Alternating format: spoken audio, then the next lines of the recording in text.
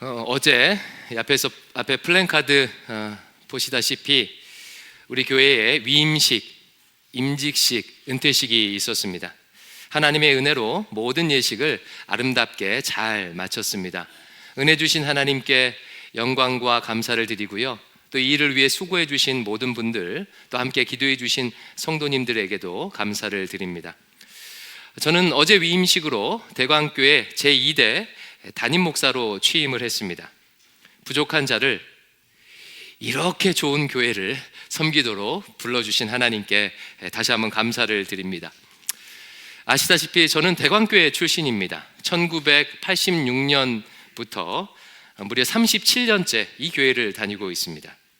이런 배경을 가진 제가 대광교회 2대 담임 목사가 되다 보니까 주변에 여러분들이 칭찬의 말씀을 해주셨어요. 목사님, 대광교회는 참 바람직하게 2대 담임 목사 청빙 과정을 밟은 것 같습니다. 청빙할 때 몇 번의 설교만 듣고 판단하는 것은 어려운 일이지요. 청빙 목사와 교회가 서로 잘 모르고 만나면 갈등이 일어나기 쉬운데 대광교회는 좋은 선택을 한 것 같습니다. 이런 식의 칭찬을 많이 주셨습니다. 제가 막상 지난 3년간 시무 목회를 해보니까요, 이 칭찬이 빈말이 아님을 알 수 있었어요. 그래서 오늘은 그 위임 목사 되고 첫 설교이니만큼 3가지 정도로 그 은혜를 여러분과 나누고자 합니다. 첫 번째, 어떤 은혜가 있었냐면요, 제가 잘 보이려고, 성도들에게 잘 보이려고 저를 포장하지 않아도 되어서 참 감사했어요. 여러분, 대중 앞에 서는 분들이 가지는 흔한 스트레스는요, 자기 자신을 포장하는 겁니다. 부족하고 연약한 모습은 감추고 싶고 좋은 모습, 멋진 모습만 보이고 싶어서 자기를 포장하게 되죠. 특히 목사님들 한번 생각해 보십시오. 거의 매일같이 강단에서 이처럼 하나님의 말씀을, 성경 말씀을 전해요. 때문에 목사님들은 성도들 앞에서 좋은 모습을 보이려고 엄청 노력합니다. 의도하든 의도하지 않든 자신을 포장하기가 쉬워요. 이런 면에서 저는 정말 감사합니다. 성도님들에게 숨길 게 별로 없어요. 제 과거와 현재가 이미 다 드러나 있습니다. 많은 분들이 저의 어린 시절, 청년 시절의 흑역사를 이미 다 알고 계셔요. 제가 중고등학교 시절에 이 대광교회에서 작은 불꽃 중창단이라는 중창단 일원이었거든요. 활동을 했는데 함께 중창단 하던 남자 후배들을요, 저희 집으로 데려가서 19금 비디오를 보여줬어요. 19금 비디오를 함께 보고 다시 교회에 와서 찬양 연습을 했습니다. 제정신이 아닌 거죠. 그때 그 자리에 있었던 형제 중 하나가 지금 우리 교회의 안수 집사입니다. 대학 1학년 때는요, 토요일에 MT 가서 밤 늦게까지 술 먹고 담배 피고 놀다가 냄새나는 그 옷, 그 채로요, 교회에 와서 예배 드리곤 했습니다. 제가 대학 1학년 때 하루에 담배 3갑을 폈다는 것은 알만한 분들은 다 아는 사실입니다. 모르십니까? 대광교회에서 학교를 졸업하고 결혼하고 새 아이를 낳아 키웠어요. 이 모든 과정을 성도님들이 다 보셨습니다. 코로나 이전까지는 많은 분들이 저희 집에 방문해 주셨어요. 냉장고도 열어보고 안방문 옷장도 열어봤습니다. 제가 겪어왔던, 그리고 겪고 있는 아픔, 저의 자랑거리, 부족함, 정치 성향, 일하는 방식, 건강 문제 등등 이미 37년 세월 동안 다 드러나 있습니다. 그러니 저는요, 여러분 앞에서 가면을 쓸 필요가 없는 거예요.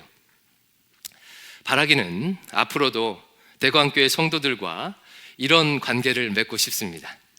오히려 위임 목사가 된 이후 더 친밀해지면 좋겠습니다. 제가 강단에서 하나님의 말씀을 전한다고 저를 이상화하거나 저에 대한 환상을 가지지 마십시오. 누군가에 대해 환상을 갖게 되면요, 반드시 실망하게 되어 있습니다.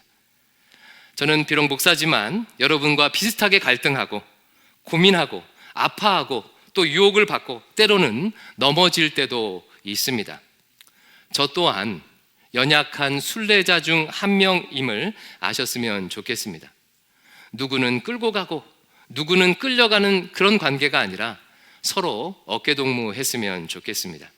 함께 의지하고 함께 기도하고 함께 울고 함께 기뻐하며 함께 하나님 나라를 세울 수 있기를 소망합니다. 이게 이제 첫 번째 감사고요. 두 번째 감사는요, 깊은 우정의 관계가 이미 형성되어 있어서 참 감사했어요. 저는 유학하면서 잠시 이민교회에서 사역을 했던 적이 있었는데요, 그때 어려웠던 것 중에 하나가 그 교회 성도님들과 목양적 관계를 형성하는 것이었습니다. 여러분, 목양적 관계가 뭐죠? 그 말 그대로 직역하면 목자와 양의 관계라는 뜻이에요. 이런 의미를 담고 있습니다. 그러니까 목자에게 어떤 양이 여러 양들 중에 하나가 아니라 세상에 둘도 없는 유일한 양이 되는 것, 그리고 반면 그 양에는 그 목자가 여러 목자 중에 하나가 아니라 자기 목자가 되는 것, 이런 관계가 목양적 관계예요. 대표적인 예가 예수님과 우리의 관계가 그렇지요. 예수님께서 요한복음 10장 14절 15절에서 이렇게 우리와 예수님과의 관계를 설명해 주셨어요. 제가 읽습니다. 나는 선한 목자라. 나는 내 양을 알고 양도 나를 아는 것이 아버지께서 나를 아시고 내가 아버지를 아는 것 같으니 나는 양을 위하여 목숨을 버리노라. 선한 목자 되신 예수님은 자신의 양을 아셔요. 여기서 안다는 것은 그냥 이름 정도 아는 게 아니에요. 그 양을 위해서 목숨을 버릴 정도까지 아신다는 의미입니다. 예수님에게 그 양은요, 여러 양 중에 하나가 아니라 세상에 하나밖에 없는 목숨을 버릴 만큼 소중한 유일한 양인 거예요. 반면 양도 목자를 압니다. 양이 목자를 안다는 것은 목자의 음성을 분별한다는 의미예요. 양은 시력은 좋지 않지만 귀는 청력은 매우 좋대요. 자기 목자의 음성을 분별하여 따라갈 수 있다고 합니다. 양에게 있어서 그 목자는요, 여러 목자 중에 하나가 아니라 나의 목자인 거예요. 목양적 관계란 이런 관계를 의미합니다. 쌍방간에 그 사람이 아니면 안 되는 소중한 관계가 형성되어야 비로소 목회가 이루어지게 되는 거예요. 그래서 제가요, 우리 교회에 부임해 오신 부교역자 분들에게 일정 시간이 지나면 꼭 이렇게 묻습니다.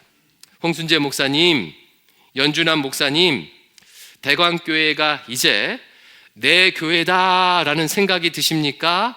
라고 묻습니다. 여러분, 무슨 뜻이겠습니까? 목양 관계를 형성했냐는 의미예요.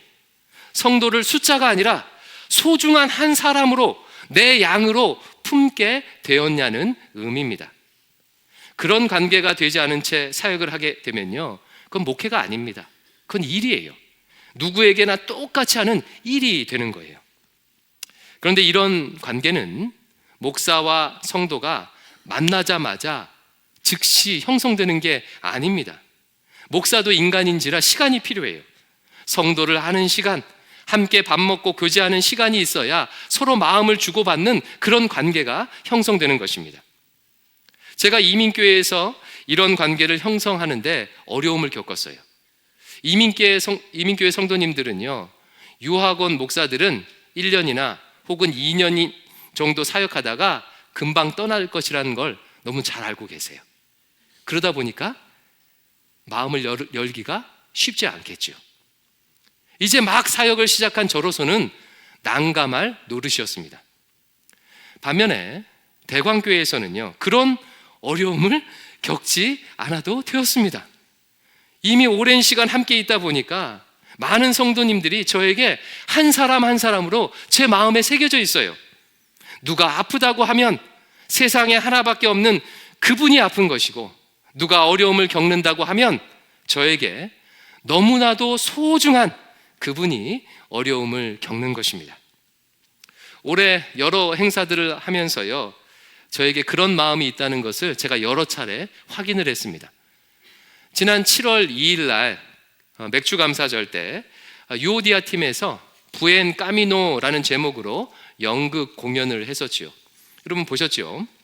스페인에 있는 산티아고 순례길을 걸어가면서 벌어지는 이야기를 담고 있는 그런 연극이었어요. 저는요, 그 연극을 보는 내내 울었습니다.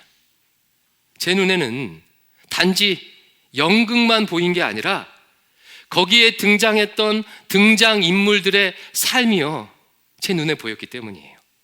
앞에서 연기하는 권사님, 집사님, 청년들이 어떤 고난을 겪어왔는지, 지금 무엇 때문에 힘들어하고 있는지를 잘 아니까요. 이건 저에게 연극이 아니라 그냥 그분들의 삶처럼 보여졌습니다. 지난 추수감사절 할렐루야 찬양제 때도 비슷한 경험을 했어요. 그때 남성 중창단이 조용필 씨의 바람의 노래를 열창했습니다. 노래하기 전에 영상이 하나 나왔는데 압권이었습니다. 남성분들이요, 자기 자신에게 하고 싶은 말 한두 마디를 이렇게 담은 영상이었어요. 그 영상을 보니까 이 사연을 모르고 본 분들도 마음이 울컥한데요, 거기에 나온 기막힌 사연들을 제가 알다 보니까요, 눈물을 주체할 수가 없는 거예요. 한 분 한 분이 너무나도 소중하게 느껴졌습니다. 앞으로도 계속해서 이런 관계를 맺기를 소망합니다. 저에게 여러분 한 분 한 분이 그랑 여러 성도들 중에 하나가 아니라 세상에 유일한 하나밖에 없는 한 분이 되기를 소망합니다. 뿐만 아니라 여러분에게도 제가 그냥 여러 목사 중에 한 사람이 아니라, 그냥 말씀 가르쳐주는 사람이 아니라 박용목 목사님, 나의 목사님이 되면 좋겠습니다. 또한 저와 여러분 관계뿐만 아니라 우리 교회 교육자님들과 여러분의 관계, 그리고 여러분 사이의 관계도 이런 친밀한 관계가 되었으면 좋겠습니다. 하지만 이것은 그냥 되는 게 아니겠죠. 에너지를 좀 써야 돼요. 에너지를요. 우리의 생명인 우리의 시간을 서로에게 나누어 주어야 합니다. 함께 만나서 이야기도 하고, 함께 밥도 먹고, 함께 기도도 하고, 함께 봉사하면서 다투기도 하고, 함께 어려움을 극복하기도 하는 등등, 우정을 쌓아 나갈 때 이런 관계가 형성되는 것입니다. 그러므로 혹시 주일 예배만으로 교회 생활을 하신다면 신앙생활의 방식을 바꾸시기 바랍니다.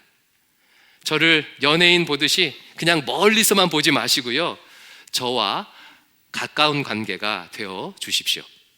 대광교회에서 내가 누군가에게 소중한 존재가 되고, 또 누군가가 나에게 소중한 존재가 되는 축복을 누릴 수 있기를 주님의 이름으로 축원합니다. 세 번째 감사한 것은 그동안의 빚을 갚을 수 있어서 참 감사해요. 어제 위임식 때도 제가 잠깐 말씀을 드렸는데요, 대광교회는요, 지금의 제가 있게 한 가장 큰 하나님의 축복입니다. 저는 가정 불화로 오랜 기간 불안과 긴장을 겪으며 살아왔습니다. 그 불안이 몸으로 나타나서요, 초등학교 고학년이 되어서도 밤에 오줌을 가리지 못했고, 손을 빨고 자고 이빨을 드르륵거리면서 갈고 잤습니다. 정도가 너무 심해서 잘 때 기저귀를 차야 했고, 심지어 입에 재갈을 물고 자야 할 정도였어요. 이런 제가 유일하게 인정받고 사랑받을 수 있었던 곳이 대광교회였습니다. 집에서는 혹시 아버지가 화를 낼까봐 나라도 잘해야지라고 하면서 조금의 실수도 하지 않으려고 긴장하며 살았어요. 아직도요, 그 긴장이 제 몸에 아직도 배어 있습니다. 그러나 교회에서는요, 짓궂은 장난을 해도 따뜻하게 품어주었습니다. 내세울 것 없던 제가 암송만 해도 상을 받을 수 있었고, 찬양만 잘해도 칭찬을 받았어요. 여러분, 칭찬은 고래도 춤추게 한다고 하지요. 집에서는 숨죽여 지내야 했지만 교회에서는요, 춤추며 지낼 수 있었습니다. 어린 시절 제 별명은요, 코딱지였어요. 제가 코딱지를 파다 걸려서 그랬는지 아니면 코딱지처럼 작아서 그랬는지 분명하지 않지만, 지금 생각해 보면 그 별명이 당시 제 상태를 상징적으로 보여주는 것 같습니다. 코딱지는 분명 우리 몸에서 나온 것이죠. 하지만 지저분한 거예요. 보통은 손가락으로 둘둘 말아서 이렇게 탁 튕겨내거나 아니면 휴지로 닦습니다. 저는요, 어린 시절에 제 스스로를 그런 존재로 여겼습니다. 제가 세상에서 제일 불행하다고 생각했어요. 지저분한 코딱지처럼 제 인생이 더럽다고 여겼습니다. 언젠가 가정이 깨어져서 내가 튕겨져 버릴 것 같은 불안감이 항상 제 마음에 있었습니다. 그러나 대광교회에서 저는요, 코딱지가 아니라 예수 그리스도의 몸된 교회의 소중한 지체로 역임을 받았어요. 교회의 거의 모든 공예배에요, 다 참석했던 것 같아요. 일꾼이 필요할 때마다 저를 불러주었습니다. 안 해본 봉사가 없을 만큼 다양한 봉사를 했어요. 교회 안에서 꼭 필요한 사람으로 대접을 받으면서 제 구겨진 자존감도 펴졌습니다. 코딱지에서 소중한 지체가 되었습니다. 하나님께서 저를 대광교회 담임 목사로 세우심은 이 빚을 갚으라는 뜻이라고 믿습니다. 제가 원로 목사님과 사모님에게 받은 사랑, 여러 믿음의 선배들로부터 받은 사랑을 이곳에 남아서 저처럼 어려움을 겪고 있는 또 다른 누군가에게 갚으라는 명령이라고 생각합니다. 제가 시무 목회를 시작하고요, 얼마 안 돼서 한 청년이 저를 찾아왔어요. 이 청년은 여러 가지 이유 때문에 상당 기간 교회를 떠나 있었던 청년이었습니다. 오랜만에 교회에서 예배를 드리고 저를 찾아왔습니다. 목사님 아니었으면 저 교회 안 왔을 거예요. 목사님이 대광교회 시무 목사 돼서 온 거예요. 만약에 모르는 분이 담임 목사 됐으면 저 안 왔을 거예요. 그러니까 계속 계셔요. 당시 부르심을 확인하면서 기도하던 저에게 그 청년의 말이 하나님의 음성처럼 들렸습니다. 영모야, 그동안 대광교회가 너에게 큰 힘이 되어 주었지? 네가 어디에 있든지 다시 돌아갈 수 있는 믿음의 고향이 되어 주었지? 이제 청년들에게, 성도들에게 네가 그 역할을 하렴. 잠시 방황하더라도 언제든 다시 돌아올 수 있고, 다시 돌아올 때 언제든 따뜻하게 맞이해주는 고향 같은 사역을 하렴. 주님께서 저에게 이렇게 말씀하시는 듯 했습니다. 주님의 그 음성대로 제가 그동안 받았던 사랑을 여러분들에게 되돌려 드리려고 합니다. 여러분이 멀리 외국에 나가 있든지 지방에 내려가 있든지 혹 잠시 믿음에 멀어져 있더라도, 그래, 나에게는 다시 돌아갈 수 있는 대광교회가 있지, 믿음의 고향이 있지 라고 여기며 다시 돌아올 수 있는 대광교회가 되도록 섬기겠습니다. 그러니 여러분, 든든한 마음으로 신앙생활 하시기 바랍니다. 혹시 방황하더라도 염려하지 마세요. 이곳에 여러분을 반겨줄 대광교회가 항상 있을 것입니다. 예수님의 사랑을 공급해줄 수원지가 여기 있을 것입니다. 또 한 가지가 더 있어요.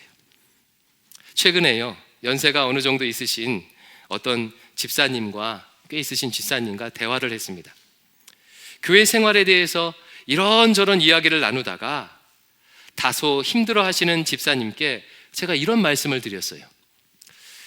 집사님, 하나님께서 우리 생명을 앞으로 어떻게 인도하실지 모르겠지만 혹시 집사님께서 먼저 소천하시게 되면 제가요, 책임지고 집사님 천국 환송해 드리겠습니다. 그동안 수고하고 고생하신 우리 집사님 천국 가는 길만큼은 아름답게 가시도록 도와드리겠습니다. 그러니까 걱정하지 마세요. 집사님께서 제 말씀을 듣자마자 표정이 펴지셨어요. 너무나도 좋아하셨습니다. 제가 그날 대화를 마치고 집에 돌아와 아내와 이런 이야기를 나누었어요. 자기, 저는 자기라고 부르지요. 자기, 나 오늘 앞으로 어떻게 사역해야 하는지 한 가지를 확실하게 알게 됐어. 우리 어르신들 하나님 앞에서 인생의 아름다운 마침표를 찍도록 도와드려야 하겠어. 사랑하고 존경하는 믿음의 선배님 여러분, 하나님 앞에서 인생의 아름다운 마침표를 찍을 수 있도록 대광교회가 여러분과 함께 할 것입니다. 그렇게 되도록 대광교회를 섬기겠습니다. 그러니 든든한 마음을 가지고 신앙생활 하십시오. 그래, 나 죽을 때 우리 예수님께서 두 팔 벌려 나를 맞아주실 것이고 대광교회가 나를 환송해 줄 것이니 이미 다 준비되었지. 남은 삶 걱정하지 말고 주님을 위해 살다 가자. 이렇게 마음 먹으시기 바랍니다. 이상 위임 목사로 첫 발을 내디디며 감사한 내용 3가지를 나누었는데요. 이제 마지막으로 한 가지를 여러분에게 부탁을 좀 드리고자 합니다. 여러분, 하나님께서는요, 왜 하필 지금 이때에 이와 같은 자를 새로운 담임 목사로, 새로운 대강교회 담임 목사로 세워주셨을까요? 왜 하필 저일까요? 왜 하필 이때일까요? 왜 하필 이곳일까요? 단지 교회법 때문에 그럴까요? 그런 것들은 표면적 이유겠죠. 우리 모두는요, 그 이면에 하나님의 뜻이 있다고 믿습니다. 저는요, 하나님께서 새로운 담임 목사를 세우심은 또 다른 하나님이 예배해 놓으신 은혜를 주기 위함이라고 확실히 믿습니다. 우리가 지금 묵상하고 있는 욥기가 좋은 사례예요. 욥기가 쓰여질 시대는요, 세계관이 급변하던 시기였습니다. 기존의 인과 응보의 원리만으로는 설명 불가능한 일들을 만나면서 새로운 상황에 대해 설명해 줄 또 다른 신학, 또 다른 가르침이 요청되던 때였어요. 이때 하나님은 욥기 말씀을 통해 그 길을 보여주셨어요. 의인도 고난받을 수 있음을 말씀하시면서 하나님에 대한 지식을 넓혀주셨습니다. 하나님께서는 인과응보뿐만 아니라 또 다른 방식으로 섭리하신다는 것을 계시해 주셨습니다. 그리고 그 결론으로 주신 말씀이 오늘 본문 말씀이에요. 오늘 본문은 욥이 여러 과정을 겪고 그 고난과 어려움과 새 친구와의 논쟁과 등등 여러 과정을 겪고 마침내 하나님을 대면한 이후에 하나님께 회개하며 고백하는 내용입니다. 42장 3절 말씀 보니까 욥이 하나님께 이렇게 고백하는데 새 번역으로 제가 한번 읽어드릴게요. 욥이 이렇게 말합니다. 하나님, 제가 잘 알지도 못하면서 감히 주의 뜻을 흐려놓았습니다. 하나님, 제가 다 깨닫지도 못하면서 하나님께 함부로 말을 했습니다. 제가 알기에는 너무나도 신기한 일들이었습니다. 이렇게 고백했습니다. 하나님에 대해서, 하나님의 일하심에 대해서 잘 알지도 못하고 다 알지도 못하고 함부로 말했다고 회개하는 거예요. 그러면서 5절에 아주 유명한 고백을 하죠. 5절 말씀 같이 한번 읽어볼까요? 5절입니다. 시작. 주께서 귀로 듣기만 하였사오나 주를 배움나이다. 여러분, 이게 무슨 뜻이죠? 귀로 듣기만 하다가 이제는 눈으로 주를 본다는 것은 은유적인 표현이죠. 무슨 의미입니까? 하나님에 대해서 예전보다도 훨씬 더 많이, 훨씬 더 깊게 알게 되었다는 뜻이에요. 하나님과 더 가까워졌다, 하나님과 더 친밀해졌다는 의미입니다. 저는 지금 대광교회를 향한 하나님의 계획 중 하나가 바로 이것이라고 생각합니다. 우리 모두 느끼다시피 지금은요, 마치 욥기가 쓰여질 당시처럼 엄청난 변화의 시기예요. 엄청난 세계관의 충돌의 시기입니다. 우리 어른 세대와 지금 세대가 경험하는 하나님은요, 다른 하나님이에요. 우리가 똑같이 하나님의 이름을 부르지만 사실은 다른 하나님을 경험하고 있어요. 현재 50대 이상의 분들은요, 그 한국의 경제가 고도로 발전하는 그런 성장의 시기를 누렸지요. 뿐만 아니라 그때 기독교의 황금기를 누린 분들입니다. 베이비 부모들이 그렇지 않습니까? 한때 기독교는요, 한국 사회에서 가장 매력적인 종교였어요. 교회 간판만 걸어놓아도 사람들이 몰려들 정도로 그런 매력적인 공간이었습니다. 교회 다니는 것이 자부심이었던 시대가 있었습니다. 50대 이상 분들은요, 이런 은혜를 누리신 분들이에요. 그러나 이후 세대는요, 그렇지 않습니다. 특별히 90년대 이후에 태어난 사람들은 세상에 태어나서 살아오면서요, 거의 한 번도 기독교에 대한 좋은 평가를 들어보지 못하고 자라온 세대예요. 그들에게 기독교는 문화적으로는 낙후되었고, 사회적으로는 고립되어 있고, 종교적으로는 윤리를 상실한 것처럼 여겨집니다. 이미 과학계에서는 빅뱅과 진화에 대한 충분히 합리적인 증거를 말하고 있는데, 교회는 인류의 역사가 6,000년밖에 안 된다고, 지구의 역사가 6,000년밖에 안 된다고 주장하는 이상한 집단처럼 생각되고 있어요. 이런 변화 속에서 많은 성도들이, 다음 세대가 혼란을 겪고 있습니다. 하나님은 이런 새로운 상황에 대답하길 원하고 계십니다. 아니, 지금 말씀하고 계세요. 기독교 역사가 그래왔듯이 하나님은 우리에게 하나님에 대해서 더 많이 알려주기를 원하십니다. 새로운 은혜를 주시기를 원하세요. 그러므로 만약 우리가 욥의 세 친구처럼 우리가 알고 있는 것 안에만 하나님의 뜻과 역사를 가두어 둔다면, 이 시대의 성도들은, 다음 세대는 길을 잃고 방황하게 될 것입니다. 욥의 세 친구가 서로 비난했던 것처럼 아마 서로 싸우기만 할 거예요. 세대 간의 갈등이 있을 거예요. 그러나 새롭게 역사하시는 하나님의 음성에 귀를 기울인다면 우리는 새로운 은혜를 누리게 될 것입니다. 욥이 고백했던 것처럼, 하나님, 이제는 제가 눈으로 하나님을 봅니다. 예전에는 귀로 들었지만 이제는 눈으로 하나님을 봅니다. 이렇게 고백하며 하나님과 더 가까워질 것입니다. 사랑하는 대광의 성도 여러분, 하나님께서 새로운 담임 목사를 세웠다면 이와 같은 새로운 은혜 때문이 아닐까요? 그러니 마음을 활짝 열고 기대하십시오. 하나님을 나의 틀 안에 가두지 마시고 더 크고 위대하신 하나님을 열망하십시오. 새로운 담임 목사와 함께 새 은혜를 누릴 수 있기를 주의 이름으로 축원합니다. 마지막으로 저를 따라 이렇게 고백합니다. 저를 따라 합니다. 하나님, 이제는 눈으로 주를 보기 원합니다. 아멘.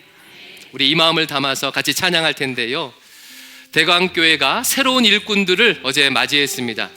이런 대광교회를 축복하면서 하나님께 올려드리면서 찬송가 208장 찬양하겠습니다.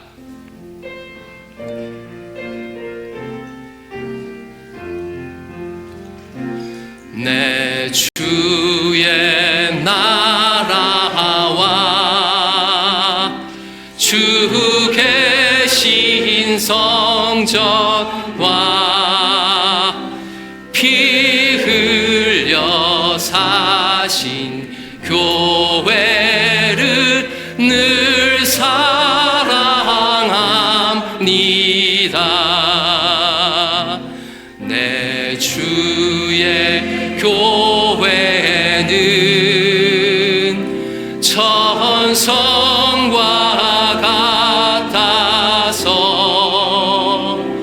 눈동자 같이 아끼사 늘 보호하시네. 이 교회 위하여 눈물과 기도로 내 생명 다하기까지 늘 봉사합니다.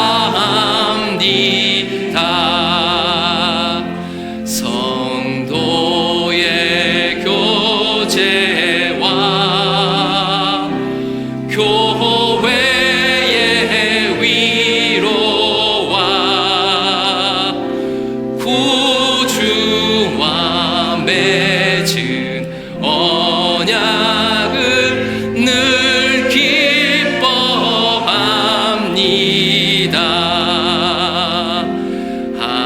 하늘의 영광과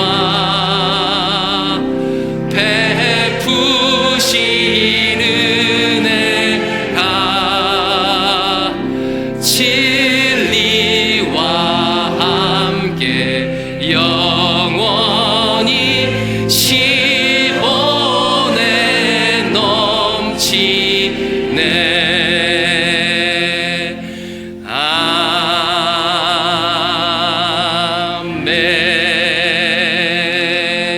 아멘. 기도하겠습니다. 아버지 하나님, 지난 41년 동안에 대광교회를 신실하게 인도하여 주시고 큰 은혜와 아름다운 부흥을 허락해 주신 것 감사합니다.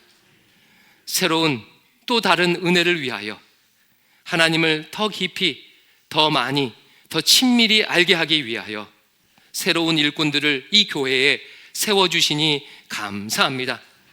마음을 활짝 열고 그 은혜를 누리길 원하오니 주여, 예배해 놓으신 은총을 대광교회 성도들에게 풍성히 부어 주시옵소서.